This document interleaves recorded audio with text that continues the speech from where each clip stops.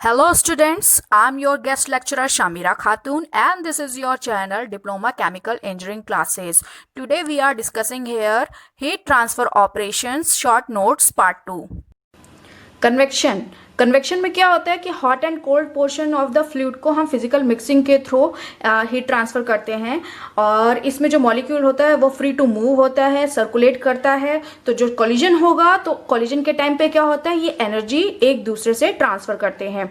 Convection two types होते हैं, free natural convection जिसको हम कहते हैं। इसमें क्या होता है, mixing during occur by density difference. Okay, मतलब क्या हो गया, जैसे हमने पानी गर्म करना शुरू किया तो जो पानी जो गर्म मॉलिक्यूल्स होंगे वो ऊपर आएंगे, जो ठंडे मॉलिक्यूल्स होंगे वो नीचे जाएंगे। तो ये किसके थ्रू हो रहा होता है, ये डेंसिटी डिफरेंस के थ्रू हो रहा होता है। फोर्स्ड कन्वेक्शन में क्या होगा, जब हम मिक्सिंग के लिए मैकेनिकल एजिटेशन और पंप और फैन और ब्लोअर का यूज करेंगे। जैसे हम लोग कॉफी ठंडी करते हैं ना, चम्मच हिला हिला के ठंडी करते हैं, तो हम एयर के थ्रू कॉफी को ठंडा कर रहे होते हैं, तो वो हमारा क्या हो जाएगा, फोर्स्ड कन्वेक्शन हो जाएगा। अब कन्वेक्शन कौन सा लॉ फॉलो करता है, हमने पहले ही डिस्कस किया था, न्यूटन्स लॉ ऑफ कूलिंग। और होता क्या है, Q is directly proportional to delta T, यानी Q जो है वो equal to H into A into delta T होता है। तो H क्या है, heat transfer coefficient with depends on the type of agitation and the nature of the fluid. ठीक है, और हीट ट्रांसफर कोफिशिएंट क्या है वैसे, it is the measurement of intensity, okay, intensity of the convective heat transfer between the surface of the body and its surrounding। इसकी unit क्या होगी, what पर मीटर स्क्वायर डिग्री केल्विन। अब heat transfer two types होते हैं, individual और overall. Individual को हम रिप्रेजेंट करेंगे स्मॉल h से, ओवरऑल को हम रिप्रेजेंट करेंगे कैपिटल U से। तो इसमें भी हम टू टाइप्स लेते हैं, इनर सरफेस और आउटर सरफेस। तो इनर सरफेस के लिए I डिनोट किया है, आउटर सरफेस के लिए हमने O डिनोट किया है। देखिए, को करंट और पैरेलल करंट फ्लो क्या होता है, जब हॉट एंड कोल्ड फ्लूइड जो होता है वो सेम डायरेक्शन से हम किसी हीट एक्सचेंजर में डालें, यानी ट्यूब साइड का जो डायरेक्शन है वो और शेल साइड का जो डायरेक्शन है फ्लूइड का, हॉट एंड कोल्ड का, वो सेम होता है। TC1 क्या है, temperature of cooling water inlet, और TH1 जो है वो है temperature of hot water inlet.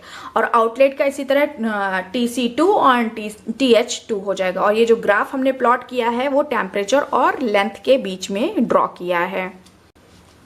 Counter current flow की बात करें तो हॉट और कोल्ड फ्लूइड क्या होंगे, वो डिफरेंट डायरेक्शन से इंटर कर रहे होंगे। अगर हम हीट एक्सचेंजर की बात करें तो ट्यूब साइड से जो जिस डायरेक्शन से ट्यूब साइड से इनलेट कर रहा है उसके अपोजिट डायरेक्शन से शेल साइड से फ्लूइड इंटर करेगा, यानी TC1 same temperature of cooling water inlet, और T पर इनका डायरेक्शन देखिए, ये TC1 हमें यहाँ मिल रहा है और TH1 हमें यहाँ मिल रहा है। यहाँ से हम यहाँ से इस साइड जा रहे हैं, इस डायरेक्शन में जा रहे हैं, और TC1 से हम इस डायरेक्शन में जा रहे हैं।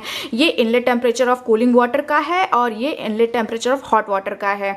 ये outlet temperature of cooling water है, ये हॉट वाटर का आउटलेट टेम्परेचर है। और ये ग्राफ किसके बीच प्लॉट किया गया है, टेम्परेचर और लेंथ के बीच में। LMTD बहुत ही इंपॉर्टेंट फैक्टर है, आप इसके बारे में जरूर पढ़िए, और इसकी फुल फॉर्म होती है लॉग मीन टेम्परेचर डिफरेंस। हम इसको डेल्टा T बार से और डेल्टा TLM से रिप्रेजेंट करते हैं। होता क्या है, delta T2 minus delta T1 upon ln delta T2 upon delta T1। अब इसका ग्राफ हम देखते हैं, ये T और Q के बीच का ग्राफ है, T और Q के बीच में इसको बनाया गया है। तो हमने इसमें जो ग्राफ में हमने फ्लो लिया है वो काउंटर करंट फ्लो लिया है, क्योंकि कूलिंग वाटर का और हॉट वाटर का डायरेक्शन देखिए चेंज है। और ये कूलिंग वाटर और हॉट वाटर का ये इनलेट और आउटलेट का जो टेम्परेचर है, ये जो हमारा है, इसको जब हम माइनस करेंगे तो ये हमारा डेल्टा T1 कहलाएगा। और जब हम outlet temperature of cooling water और inlet temperature of hot water का माइनस करेंगे तो ये हमारा डेल्टा T2 कहलाएगा। ये क्या होता है, ये अप्रोचेस होता है। Local temperature difference of vapour and liquid is called point temperature difference. The terminal point temperature difference delta T1 and delta T2 are called approaches. Range of temperature is change in temperature. Overall heat transfer coefficient for pipe की equation क्या होगी, 1 upon capital U not equals to 1 upon HI into में AI upon A not upon AI plus XW upon K into A not upon A W, A W क्या है, A L bar, okay, ये हम इसको A W से भी denote कर रहे हैं और ए एल बार से भी डिनोट कर रहे हैं, है क्या ये, log mean area plus 1 upon H not. अब यहाँ आपको ये इक्वेशन याद कैसे रखनी है, जब 1 अपॉन यू नॉट होगा तो उसके प्लस में 1 अपॉन एच नॉट होगा सिंगल में, और 1 अपॉन एच आई जो होगा उसके इंटू में ए नॉट अपॉन ए आई हो जाएगा, और A not upon A W हो जाएगा किसके मल्टीप्लिकेशन में, एक्स डब्ल्यू अपॉन के। तो जहाँ पे यू नॉट क्या है देखते हैं, overall heat transfer coefficient for the outside, and H not क्या है, individual heat transfer coefficient for the outside, and H I क्या है, individual heat transfer coefficient for inside, और इनसाइड फिल्म कोफिशिएंट भी कहते हैं। ए नॉट जो होगा outside heat transfer coefficient of the tube है, ए आई जो है inside heat transfer area of the tube है, ए एल बार मैंने आपको पहले ही बताया है लॉग मीन एरिया है, एक्स डब्ल्यू जो है वो थिकनेस ऑफ द पाइप है, के जो है thermal conductivity of the material of pipe है। ए आई, अब पाइप की बात हो रही है तो यहाँ पे एरिया क्या होगा, पाई डी एल, तो आई जहाँ पे है वो इनलेट की बात है, ओ जहाँ पे है वो आउटलेट की बात है, तो ए आई क्या हो जाएगा, पाई डी आई एल, और ए नॉट क्या हो जाएगा, पाई डी नॉट एल। अब इसका अगर हम रेशियो निकालें तो क्या हो जाएगा, A not upon A I equals to D not upon D I, और A not upon A W equals to D not upon D W. अगर हम अब इसको सिंप्लीफाई करेंगे तो हमें कैसे मिलेगा, अगर हमने एरिया के उसमें निकाला था, अब हम इसको डायमीटर के टर्म में निकालेंगे तो क्या मिलेगा, 1 upon U not equals to 1 upon H I into D not upon D I plus x W upon K, और D not upon D W हो जाएगा प्लस 1 अपॉन एच नॉट। तो ये हो गया हमारा 1 अपॉन यू नॉट की equation, किसके लिए है, overall heat transfer coefficient for the pipe.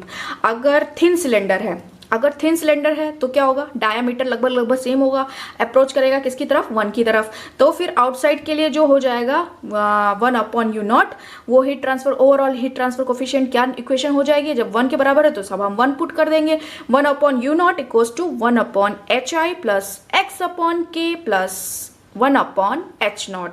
ये हमारी आउटसाइड के लिए overall heat transfer coefficient for the pipe हो जाएगा जब थिन सिलेंडर है। सिमिलरली अगर हम इनसाइड के लिए निकालेंगे तो ऑब्वियसली डिनोट किससे करेंगे, आई से, तो कैपिटल यू आई जो हो जाएगा वो क्या हो जाएगा, वो पूरा ओवरऑल में चला जाएगा किसके, 1 upon k, 1 upon H not into d i upon d not plus x upon k into d i upon D डब्ल्यू प्लस 1 अपॉन एच आई। मैंने कहा है आपको याद करने का सबसे अच्छा तरीका क्या है, यहाँ अगर यू आई है तो यहाँ पे 1 अपॉन एच आई होगा, इसके कोई मल्टीप्लिकेशन नहीं है, बाकी 1 अपॉन एच नॉट के में D i upon d not हो जाएगा प्लस एक्स अपॉन के हो जाएगा और D i upon D W हो जाएगा। ये आपको इस तरह याद करना है।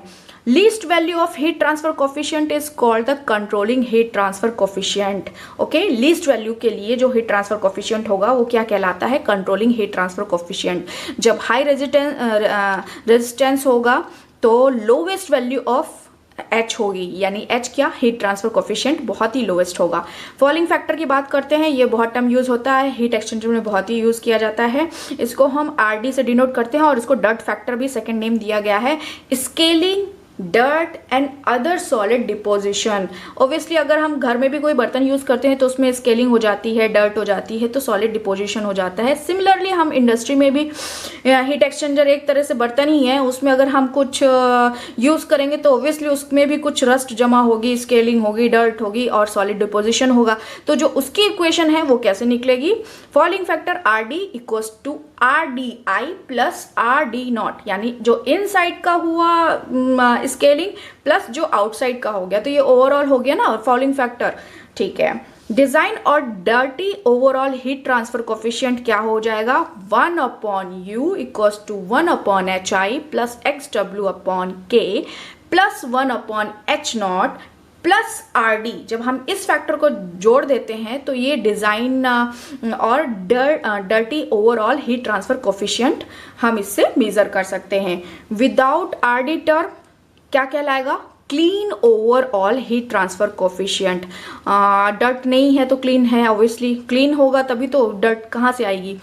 तो क्या इसको मैंने इस तरह लिखा हुआ है, dirty overall heat transfer coefficient is always less than clean overall heat transfer coefficient. ये क्वेश्चन हमेशा गेट में या फिर आप किसी की प्रिपरेशन करते हैं तो उसमें जरूर पूछा जाता है, तो ये हमेशा याद रखिएगा, जो डर्ट फैक्टर जिसमें ऐड है वो हमेशा लेस देन होगा clean overall heat transfer coefficient से। आरडी की यूनिट क्या होगी, अगर आप इसको सिंप्लीफाई करके देखेंगे तो मीटर स्क्वायर इंटू के पर वॉट। ठीक है, Thank you for watching. If you want more videos, then subscribe and like and share. और हाँ, बेल आइकन क्लिक करना मत भूलिएगा।